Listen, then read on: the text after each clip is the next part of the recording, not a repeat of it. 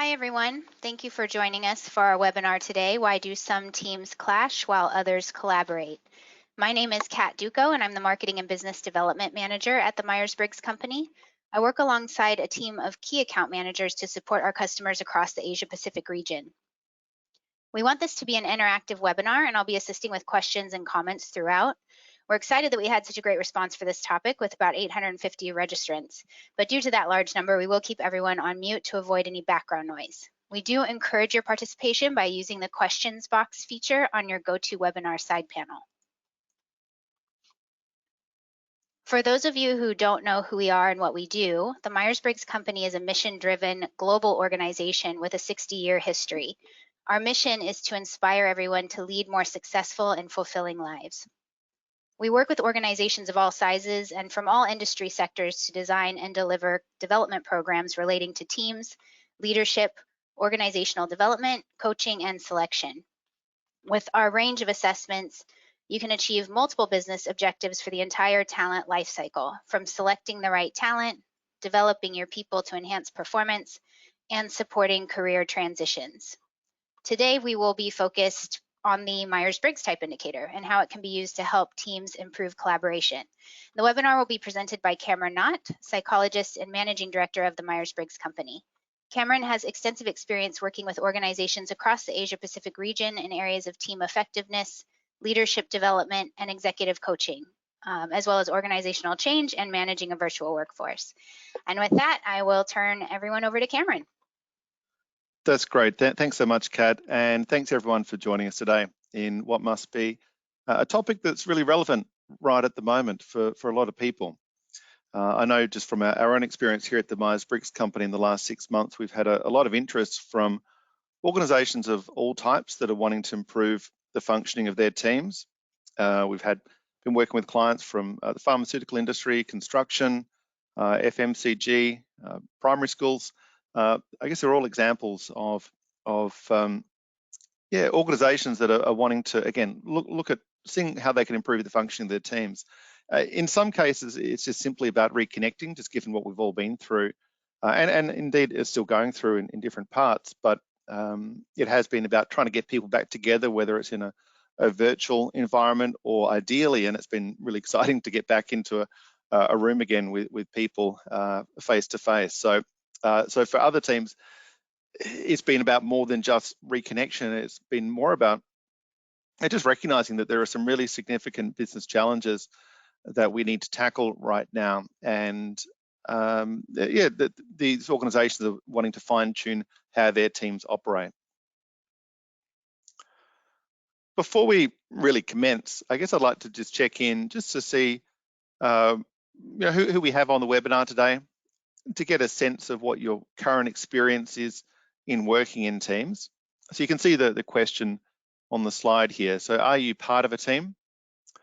A group of people, and by a team, we're really defining this as a group of people who work together to achieve a common goal. So we're not just a work group of people who might be working independently, but maybe have the label of as a team, but we're actually working together as part of a common goal.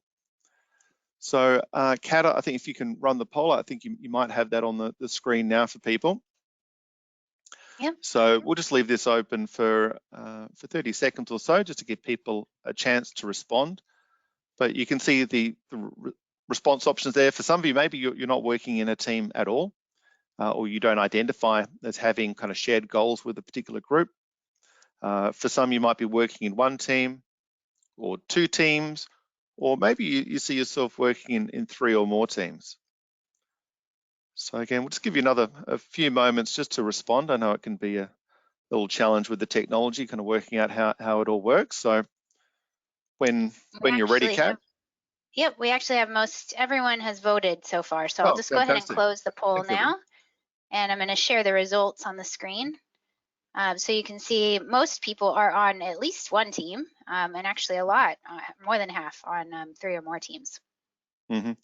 Fantastic. So, and look, that doesn't come as a surprise, but I think it just highlights, perhaps for those of you who are on one team or definitely more than one team, just about how important it is to kind of get teams working right. If we do find ourselves working in multiple teams, there probably is a greater chance that we find ourselves working in a team that's clashing in some ways. So here's another question for you. We're not going to poll it this time, but just something for you to think about.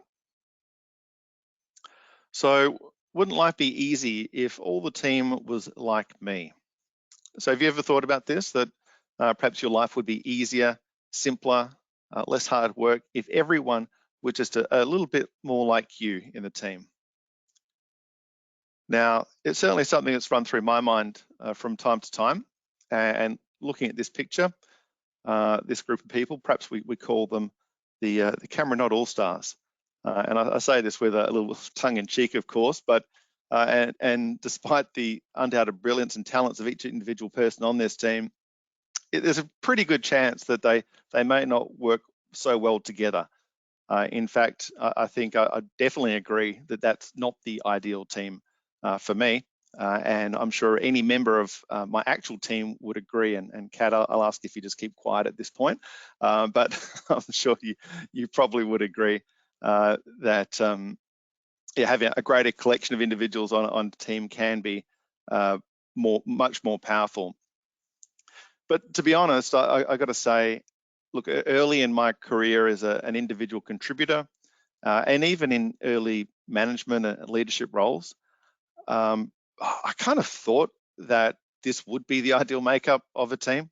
To work with people who think like me, speak like me, act like me. But as I assumed more senior roles, and I guess as the nature of work became more challenging, more complex, I started to realize that actually, look, I do have some strengths that I bring to a team, but I also have my blind spots too. And definitely that a more diverse team will bring with it a greater collection of strengths that we can draw upon. So in theory, we might expect that more diverse teams will perform better than less diverse or more homogenous ones. In a more diverse team, the people in the team can compensate for each other's weak spots and make the most of everyone's strengths. Well, that's the theory at any rate. So what about in practice? Well, the research does suggest that in most situations, more diverse teams do indeed perform better. And here's where diverse teams tend to perform better than less diverse or more homogenous teams.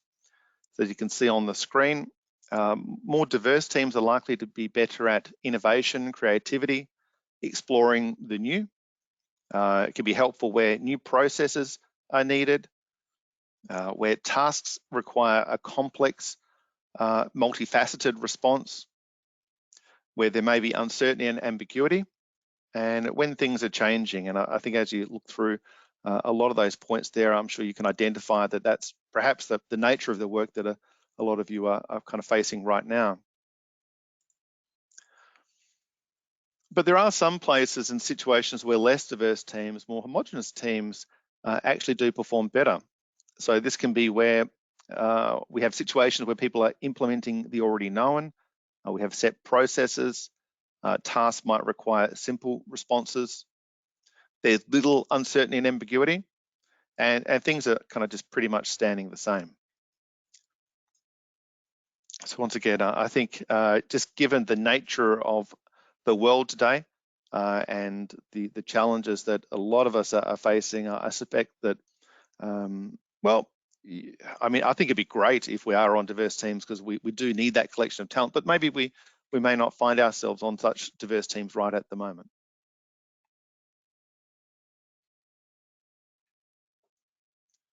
So in most of the situations that we face today, diverse teams do perform better than less diverse teams. But this doesn't necessarily mean that it's all kind of plain sailing. So for example, with diverse teams, they do tend to take longer to make decisions. In a homogenous team, everyone is kind of thinking the same way. There's not a lot of disagreement. So decisions are quick, but they can be one-sided. Typically, they're one-sided and subject to groupthink.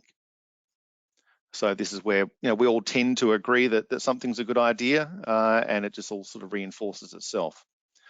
In a more diverse team, There's different viewpoints, different ideas, different opinions.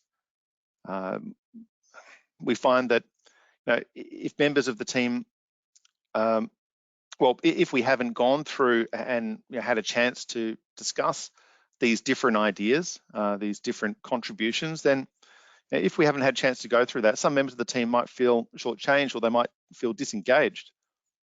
But the final result does have a better chance of being more well-rounded and a better decision if we do have a chance to go through that. So it can take longer, but the benefit is that we are getting a broader range of contributions, and then hopefully it should lead to a more well-rounded decision. But I guess the other challenge that we can sometimes face, or perhaps often face in diverse teams, is the issue around conflict, and that because we do have different views, different approaches in a team, conflict will often emerge. Some diverse teams will clash, but some of the teams do find a way to cooperate or collaborate. So it is really important that people can understand where other members of the team are coming from, how to communicate with them, and how to either avoid conflict or to use that conflict productively. And using conflict productively is a really powerful way for a team to become high performing, for people to get buy-in and accountability around the work that people are engaged in. So I guess a question that we're wanting to answer here really is about how do we move these diverse teams from clashing to collaborating? How can we increase the effectiveness of these diverse teams? And the starting point really is about building trust or psychological safety. And the key to that is self-awareness. I thought I just might mention, and some of you may be familiar with this study, so there was some work done by Google a number of years ago now, where they were looking within their own organization and wanting to study team effectiveness. And the project was codenamed Project Aristotle, so a tribute to Aristotle's quote about the whole being greater than the sum of its parts. And after looking at 180 teams, they found that psychological safety was the most important factor in determining the success of a team. So what do we mean by psychological safety? Well, this is where teammates feel safe to take risks around their team members. They feel confident that no one of the team is going to embarrass or punish anyone for admitting a mistake, asking a question, or offering a new idea.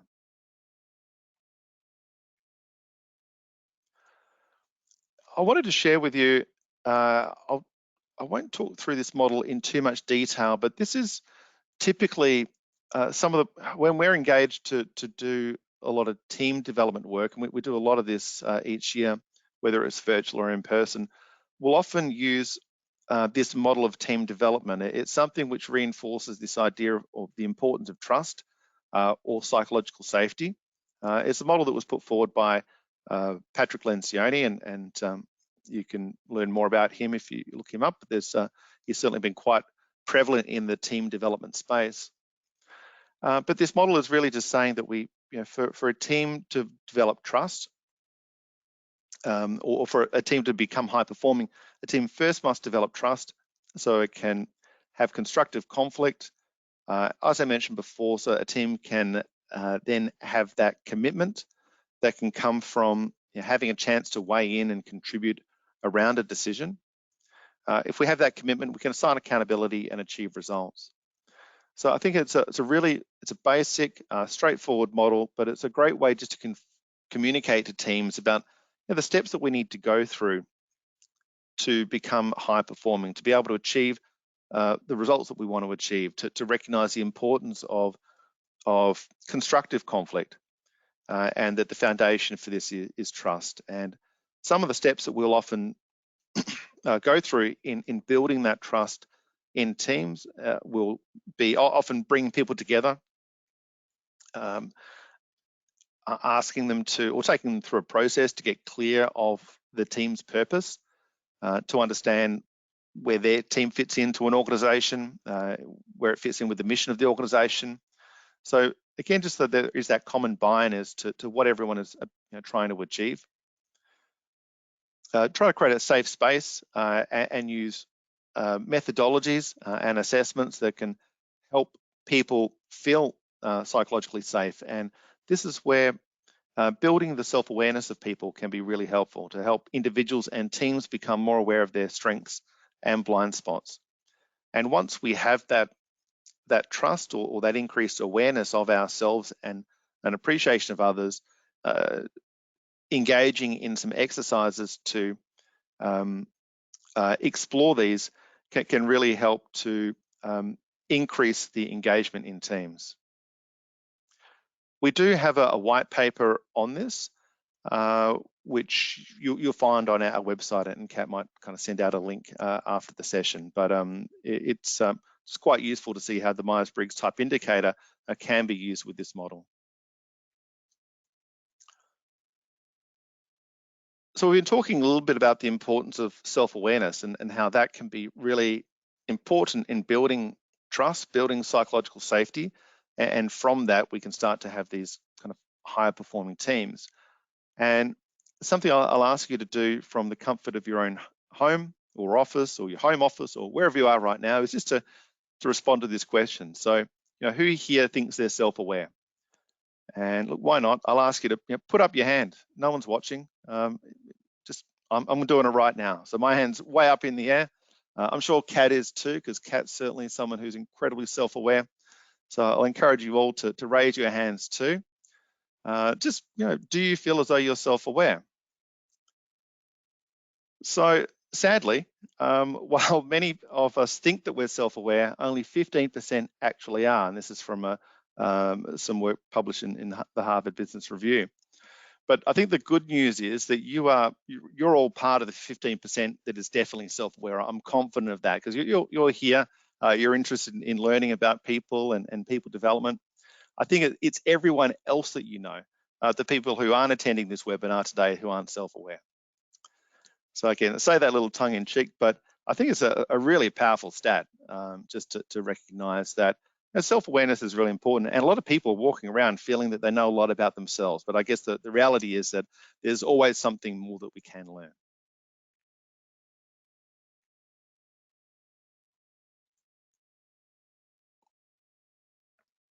So knowing yourself, knowing how you fit into a team,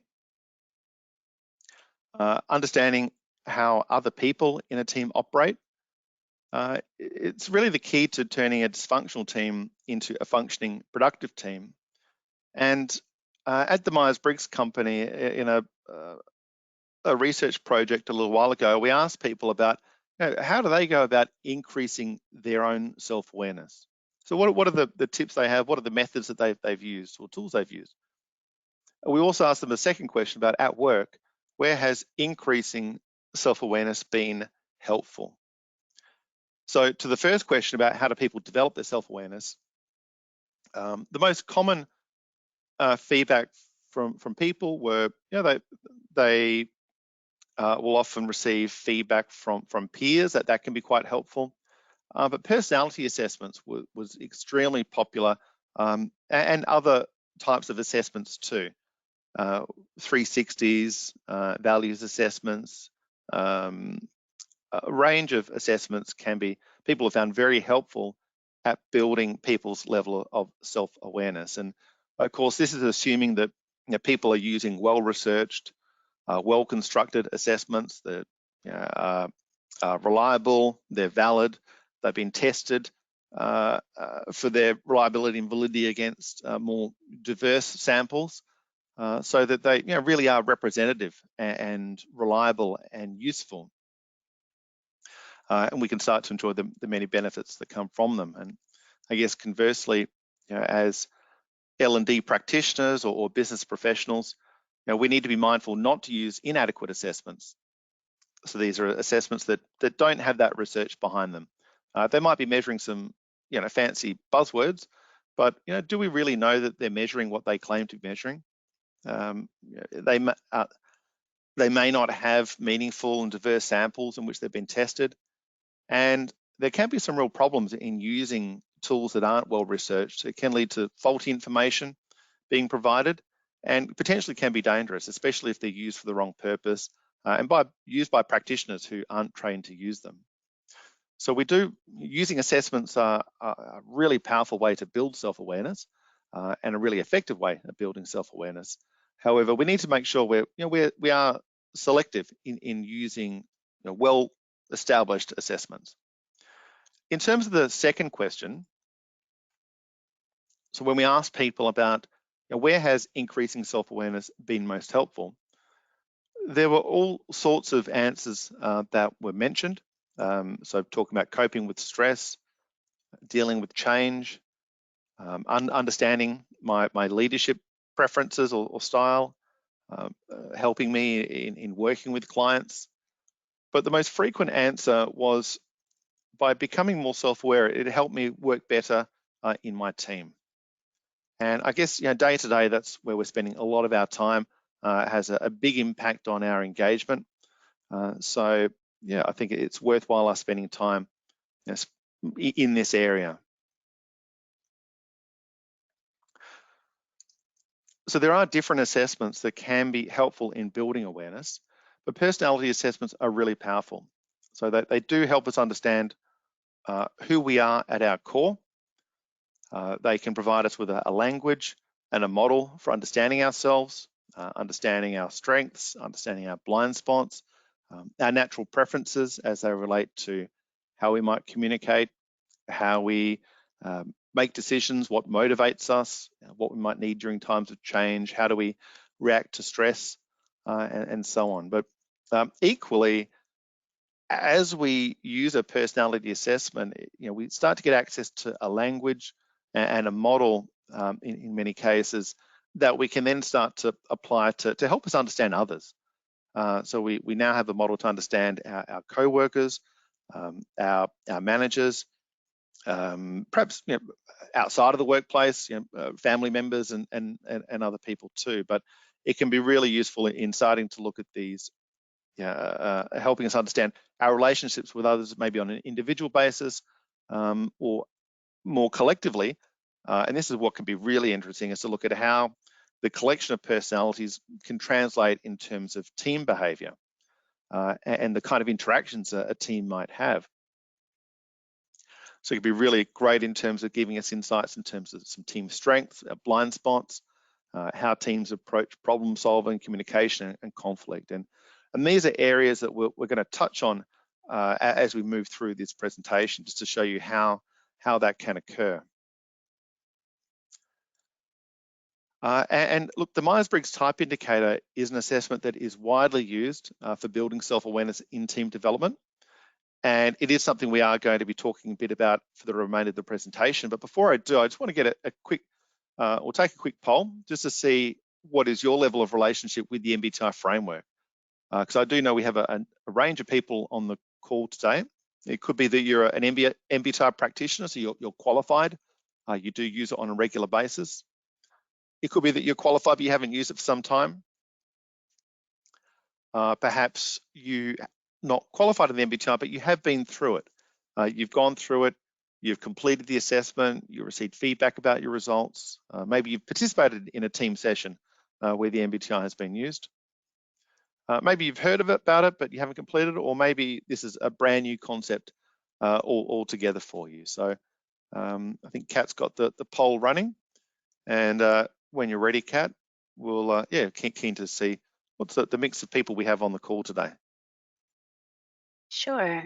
Looks like we've got the majority of the people voting, so I'll just go ahead and close it now and share the results. So we do have some practitioners on, but looks like a lot of people have either gone through the MBTI or haven't done it, but are not qualified. Great. Okay, that's really helpful. And for those MBTI practitioners on the call, thank you for coming back. I'm going to ask you to just bear with me for this next slide, because I'm sure that you're all very familiar with the assessment and with the model. But as I just explain it briefly to the rest of the audience, or perhaps for those who aren't as familiar with the MBTI, the MBTI it's an assessment which it has a very long history. It goes back over more than 70 years. and it's based upon a theory that's more than 100 years old.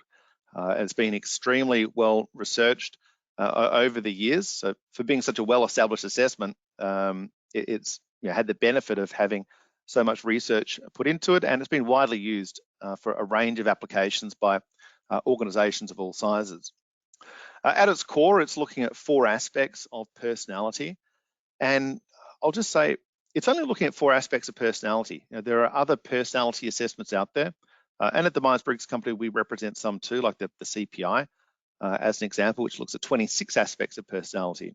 So this is just looking at 4. So it's not telling us everything about a person, but it's just giving us some really meaningful insights in terms of 4 broad areas, which relate to where do we get our energy from, which can be either through an extroversion or introversion preference, and this can often relate to communication preferences. It also looks at the kind of information we tend to tune into, the kind of information we tend to prefer, and that can either be through a sensing or an intuition lens. That can often relate to decision making. Thinking, feeling looks at the processes we use to make decisions, and again, looking at the sensing, intuition, thinking, feeling, bringing that information together. So the information that we collect and focus on, and then the lens in which we work that information through to make decisions is kind of really core to who we are. And then judging, perceiving, which is about how do we deal with the world around us, kind of how do we manage time, and often has a big application in terms of just our work style. So do we tend to be people who are very scheduled in terms of how we approach work, or do we tend to be more flexible, a little more pressure prompted at times, a bit more open to changing circumstances? So there are just, again, 4 preference pairs, 4 aspects of personality, but it relates to communication, decision making, kind of work style, working with others. So it's very relevant for the workplace, and that's why it has been so widely adopted. And the way we go through this is we tend to identify what is our natural preference in each of these areas, knowing that we do use all aspects of these personalities preferences at different times. But it can be helpful to understand what our preferences are. What is our personality type? And as we go through and identify our personality type, we can identify with one of 16 different personality types. You might be familiar with the older model of the type A, type B personality. So this is going a lot further than that. So we have 16 broad types of personalities, but also accepting and acknowledging that we're all wonderfully complex human beings, and there are other aspects that make us up as well. So we will be looking at the Mbti and in terms of how it builds self-awareness. And I thought I'd just share this model for a moment, which many of you may have seen before. It's called the Johari Window. It's a psychological tool that was created by 2 guys, one guy named Joe and another guy named Harry, believe it or not. So that's how the Johari Window came about in the 1950s. It's a simple tool, it's a useful tool, just in terms of appreciating how self-awareness works. And what we can see here is there are things that we know about ourselves. So if we look at that top left box, things that are known to us. And there are things that are known to us that other people see and know too. This is sort of the arena, things that we might openly share with others. There's the things that are known to us that maybe not known to others. This is the facade, things that we don't really share with other people. We kind of keep hidden, keep close to our chest. There's also things that are not known to us. And these are, but they might be known to other people. So these things are perhaps blind spots. And there are some things which are not known to us and not known to others. And these are kind of a deep, dark part of ourselves that are yet to be discovered. And assessments can be quite helpful in helping people to become more aware of some of those aspects. And here, just with these 2 areas, we can start to see how the Mbti can be useful in building self-awareness. So it takes us from understanding the things that we know about ourselves. It can give us some insights in terms of our blind spots. so things that we may not yet be aware of.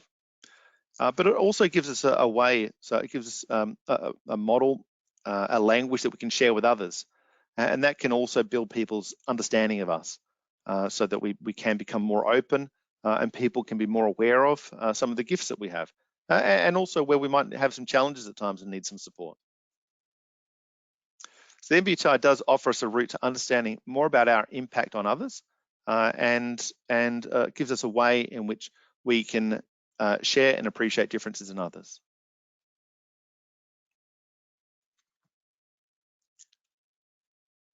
So now earlier, we talked a bit about this idea of a type table.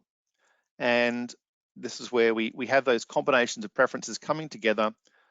We identify our kind of 4-letter type.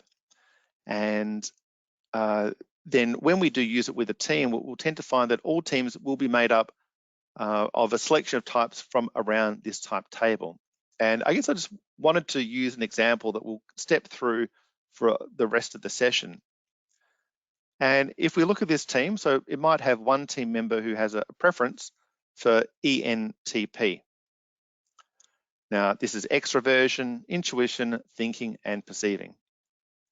So now, knowing this person's type, it's not going to tell you everything about a person's behavior, but it does tell you a lot. So, as an example, these are some of the strengths that we might expect from someone with ENTP preferences. I won't read through all of these, but they tend to be quite effective at identifying new opportunities and possibilities, analysing problems logically, seeing the big picture, bringing energy and enthusiasm to a team, being flexible and spontaneous. So there's a range of strengths that this person can bring to a team.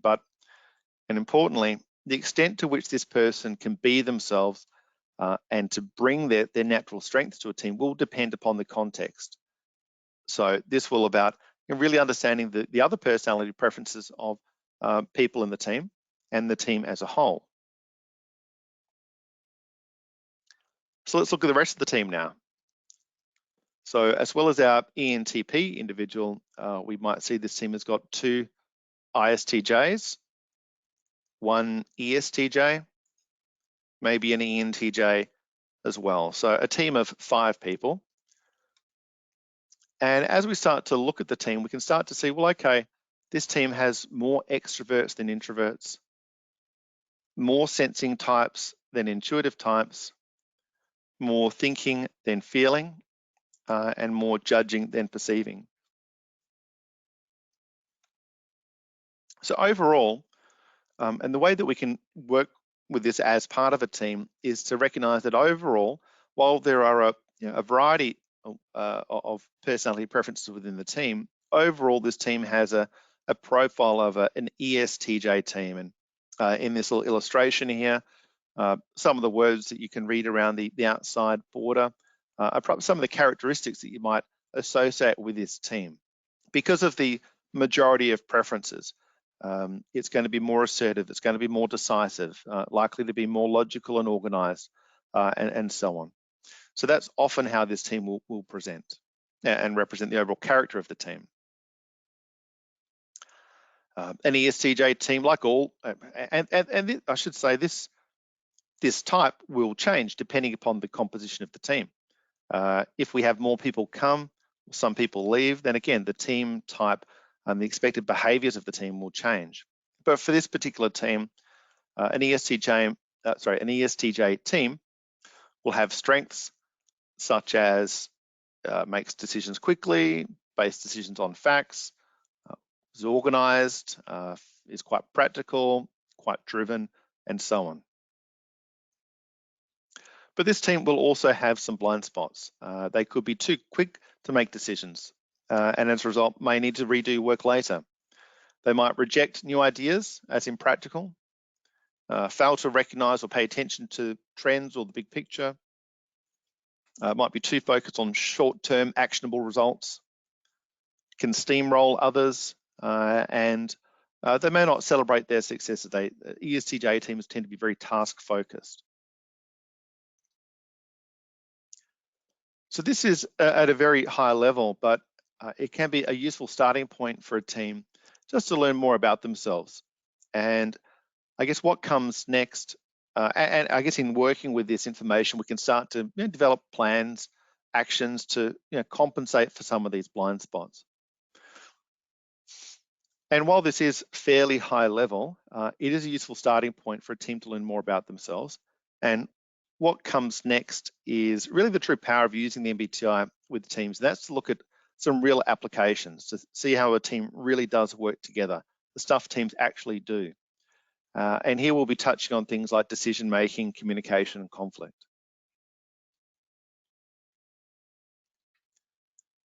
So one thing that pretty much every team does need to do is solve problems.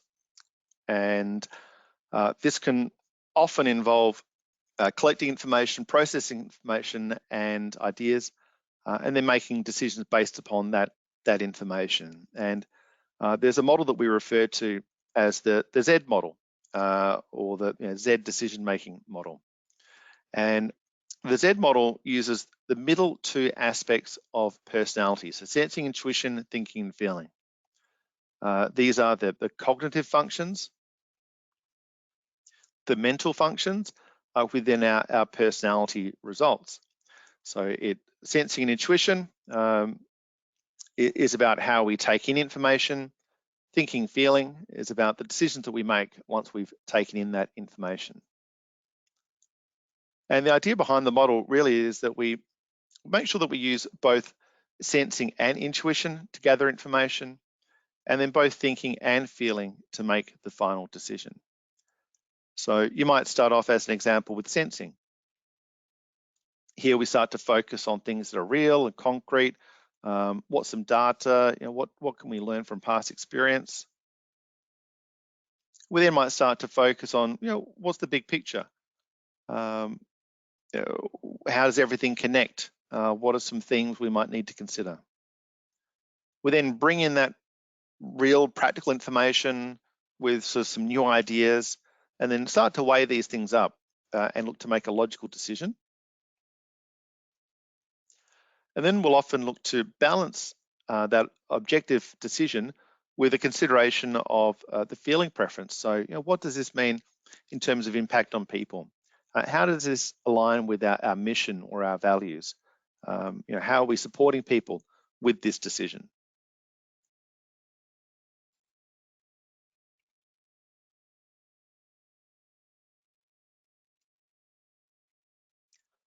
So all of us have our own preferences when it comes to these middle two letters within our type.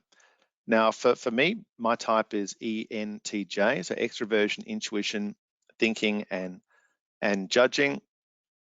So I guess unless I stop to force myself, I'm going to tend to spend most of my time using intuition to think about new ideas, new possibilities. You can see some example questions on the screen.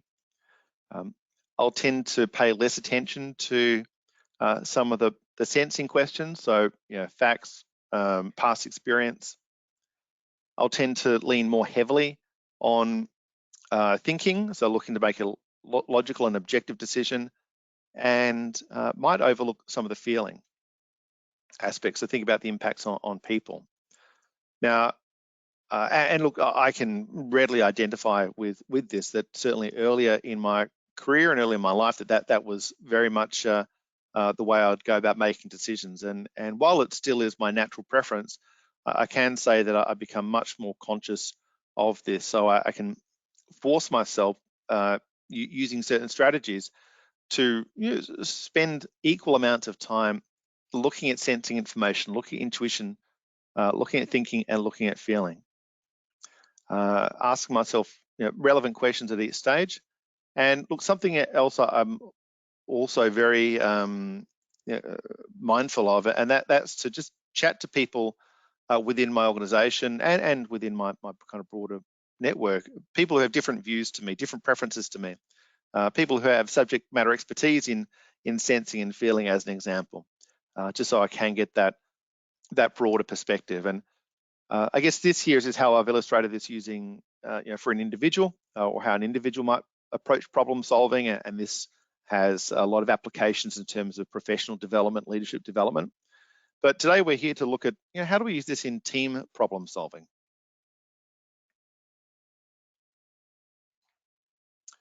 So the Zed model is a great practical approach to encourage diversity of thinking and inclusion in a team. Many of the teams that I've worked with, we tend to include this model. We spend some time looking at decisions that have been made, what's worked, what hasn't. And a lot of teams have taken it and adopted it as something to kind of keep on the wall. Some teams have kind of written it into their agenda to remind participants to consider each aspect when making a decision. The way that we'll often do this is really just to get a team to start to walk through, what are some of the sensing questions here. So regardless of the preferences or the makeup of the team, to get them to start to walk through each of these areas following that Zed model, making sure they're asking questions at each of these areas. Sometimes in a practical sense, we might be doing it together in a room. We'll have some flip chart paper up on the wall, so there's a sensing board or paper or chart paper to kind of make some notes about a decision on. There's an intuitive page, thinking page, feeling page, and making sure people are spending enough time at each station to really kind of think through the decision. But if we come back now to the case study here, or the example that we've been using, our ESTJ team. So typically, naturally, you'd probably find this ESTJ team spending most of their time looking at the facts, looking at the experience, and then making logical and objective decisions. And this can lead to typically an unbalanced or less optimal solution, a solution that's heavily weighted in terms of sensing and thinking. And look, some teams that even have an appreciation of this, or have good voices that represent other preferences, that there might be some consideration of intuition and feeling, but often that dominant type will come through. So again, having the model in place, having flip chart paper on the wall, or just asking the team to spend equal amounts of time in each of these areas. So in an hour meeting, to spend 10 minutes in each of these areas before kind of wrapping up and making a decision. That tends to be quite a good way to support or lead to a more well-rounded decision.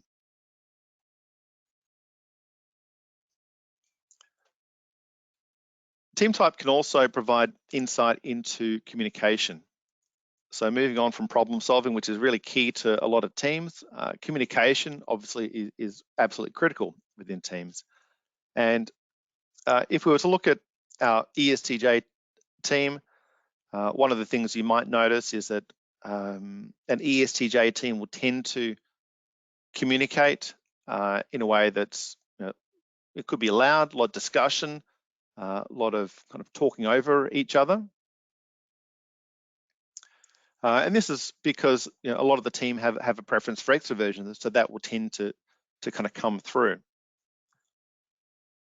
You might notice, in fact, that in that image in the bottom right-hand corner, the typee is holding a loudspeaker, and that's quite deliberate, just to highlight that, yes, extroverts can be quite communicative verbally, and that's quite a feature of an ESTJ team. Something else we'll find within an ESTJ team is that they're probably direct to the point. They can be forceful, focus on the facts and details. They want to communicate only enough information to make a quick decision, and move systematically through the agenda, checking off topics as they go. So again, as we go through and have a look at the personality types within a team, we have a look at the overall team type, we can start to understand what are the natural strengths of this team, the natural characteristics of this team, but also by doing this, we start to see, okay, where does this team maybe lack some flexibility, maybe have some blind spots, and where might the team need to develop, especially as we have some other preferences that may not be well represented here. So the introverts, for an example, what if the team meetings are dominated by a lot of extroverted conversation? Are we allowing space for for us to really get the best out of the introverts as part of that meeting too?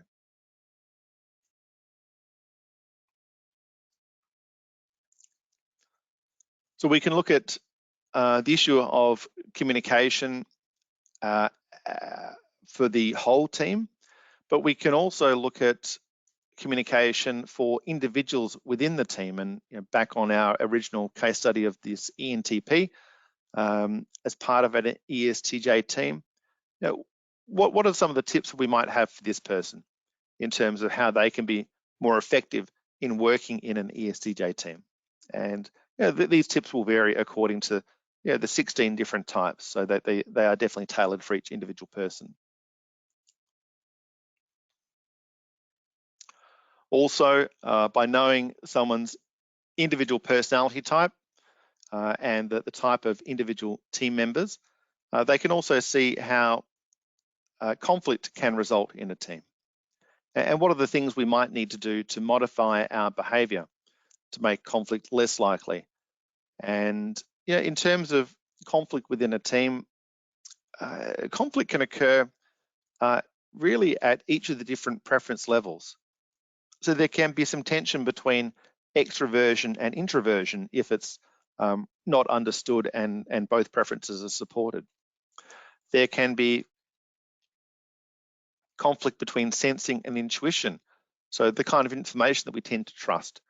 Do we kind of focus on what's real, what's practical, or are we focused on big ideas? So again, there can be some tension in that area. Thinking versus feeling. Often, so the way in which the basis in which we make decisions, the lens in which we make decisions, can often be a source of tension. Now, in this team, this hypothetical ESTJ team, there wasn't anyone who had a preference for feeling. So that can result in that being perhaps a little more harmonious in some ways, because there isn't that tension there isn't that diversity there. But obviously there are problems with that. There's something which can get overlooked in terms of really contributing to a more well-rounded decision. And the last one, judging, perceiving, and I think this is something that really does play out quite strongly in terms of the work environment. So just our work style. Do we tend to be quite planned and scheduled? Really work to deadlines, kind of move systematically, methodically through our work, or are we more perceiving oriented, which is more flexible, more casual, open to exploring new ideas, open to taking new information? For J's and P's within team, there can definitely be some tension that can emerge from time to time. So there's a lot of very powerful application information there, and I guess I just wanted to highlight for you. So the good news for the practitioners and for the teams out there, that there are resources that can help guide you through exploring these issues within teams and help give people the information that they need to support their own development. And one of the resources here is the MBTI team report. So once people have found out their own individual type and they've verified what their personality type is, we can then kind of combine that and look at the overall team type, look how the teams approach problem solving. So look at a lot of the team development aspects, but also there's a lot of individual aspects for development that's detailed in here for the individual with respect to the team. So as we look to conclude this session today, looking in our time together, we've only really been able to scratch the surface of how we can use personality to see how teams collaborate rather than clash. Personality really is the key to unlocking how teams behave and how to help them perform. And through building self-awareness, through understanding our own personality, our strengths, our blind spots, by having a model to appreciate the differences in others, we can start to experience greater effectiveness in working in teams. So on that note, I'm going to Thank you all for your time today, and I'm going to turn things back over to Kat, who's going to talk through some possible next steps and how you can all access the ideas and insights about the teams for yourselves. Great, thank you, Cameron. Before I share some options for team development, I just wanted to revisit what Cameron mentioned earlier about the white paper that shows how to use the MBTI with Lencioni's 5 dysfunctions of a team model.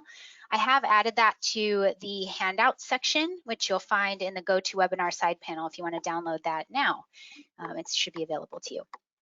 But back to options for team development, we have a few that feature the MBTI assessment, all of which are highlighted on our website, and that link is at the top of the screen if you want to check that out. The first option would be to become accredited in the MBTI, which will qualify you to assess personality differences and provide you with practical tools to improve communication, reduce conflict, manage stress, and help teams across your organization to work better together. And if you are already an MBTI certified practitioner, you might be aware we have a lot of great resources to support your work with teams. But as always, please contact us if you need any support and guidance for our practitioners. For those of you who might be looking to become MBTI certified, we do have virtual courses running regularly in a couple different time zones. They have been booking up pretty quickly, and in fact, I think we only have a couple seats left for the April program that's displayed on the screen. So if this is something that you want to do, just let us know as soon as you can what dates you're interested in. We also have in-person programs scheduled in select locations.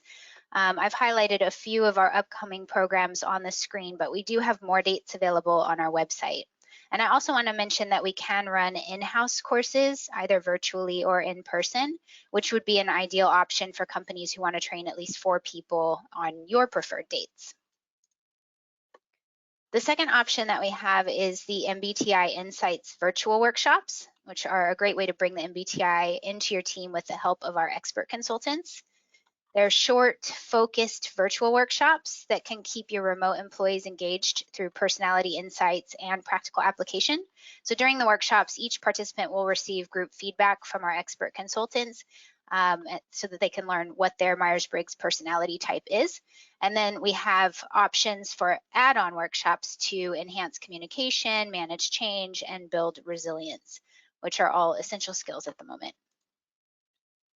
And finally, we understand that each team is made up of a unique group of individuals, and therefore the strengths and challenges of each team can be unique as well. So if you need support with tackling the specific needs of your team, we can discuss options for customized team development programs. So again, just contact our team if you want to schedule a free consultation and discuss what your needs are.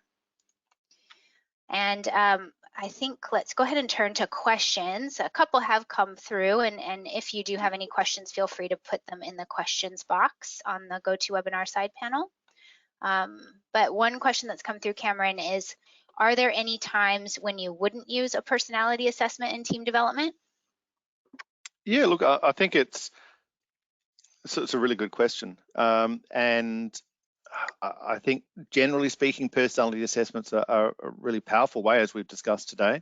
But each situation is different, and I can recall one team session, one scenario. I was working with a client a few years ago, and there was just a lot of conflict in the team. People weren't turning up to team meetings. It was quite a hostile environment. So they kind of got us in because they said, "Oh, look, can you do one of those MBTI workshops for us?" And it was like, "Well, yeah, we probably can." But as we kind of looked at the situation, there was, they weren't turning up to their own meetings and doing what was required of them. So we didn't have any faith that they were going to come along to a team development workshop where we'd use the MBTI assessment. So what we did first was to run some interviews with each of the individuals just to find out what was going on. And it turned out that everyone wanted to work as part of a high functioning team, but there were just a lot of things getting in the way. So in running those interviews, we then were able to get agreement that people would go through a workshop or series of workshops where we would use the MBTI. We structured it carefully, so we took everyone through their own results first, just given that there were it was a quite tense situation, and that sort of diffused things because people started to realize that there's no right or wrong when it comes to our personality preferences. and then people were much more open to, they had that kind of psychological safety. They had that greater sense of trust to be able to share their results in a team meeting. But yeah, look, personality assessments are really powerful, and I think it just does depend upon a lot about the context. Sometimes we'll layer on additional assessments too, so we might incorporate an interpersonal style tool like the FIRO, or a conflict style tool like the TKI, other assessments too. But the MBTI is normally a pretty good foundation, but we just need to look at the situation first. Thanks for that question. Thanks, Cameron. Another one that's come through is, can I use the MBTI to select a diverse team? That was an interesting question, that one. So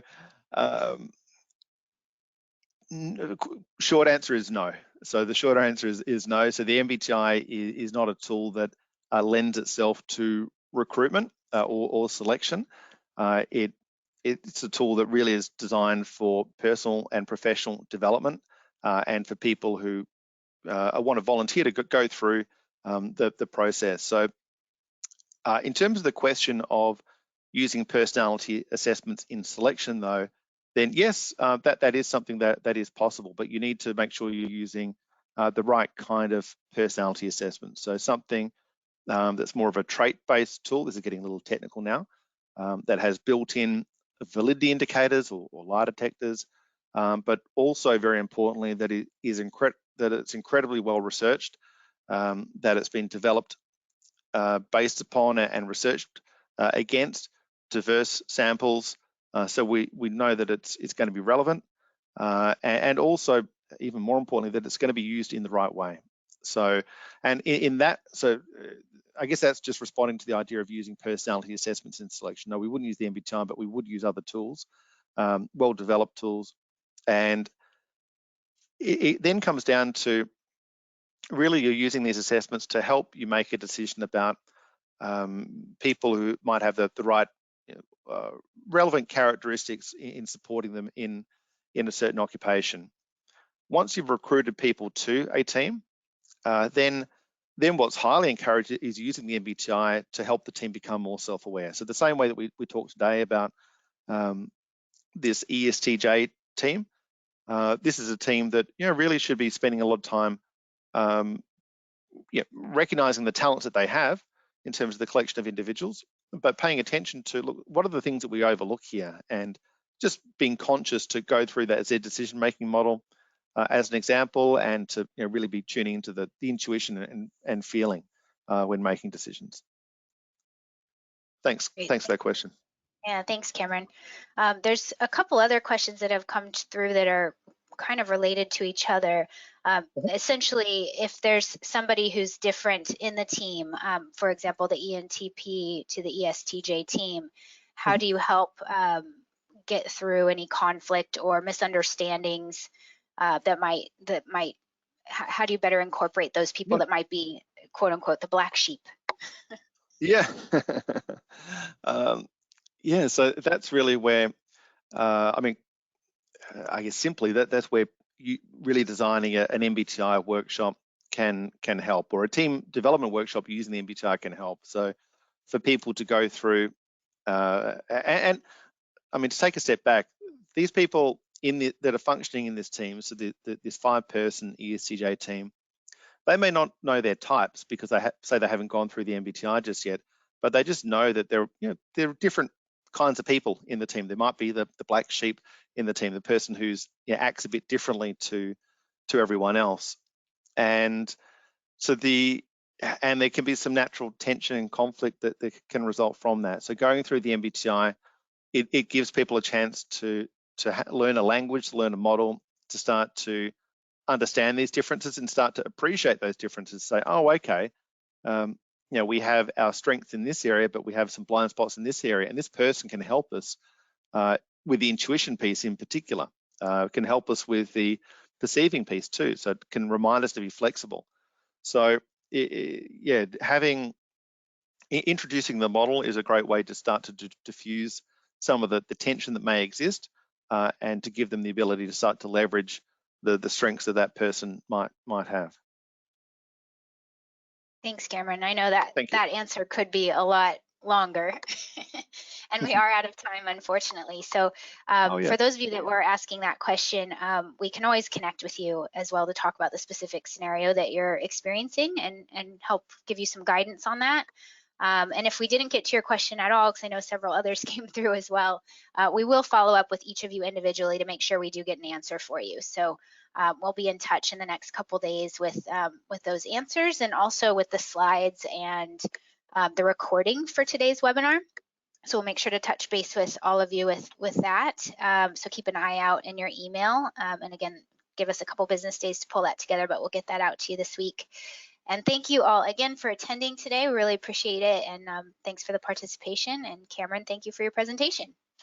great. No, thank you, Kat, for your support today, and thank you everyone for attending. It's been really great to have you involved. Really appreciate your support. Have a great day. Bye, everyone. Bye.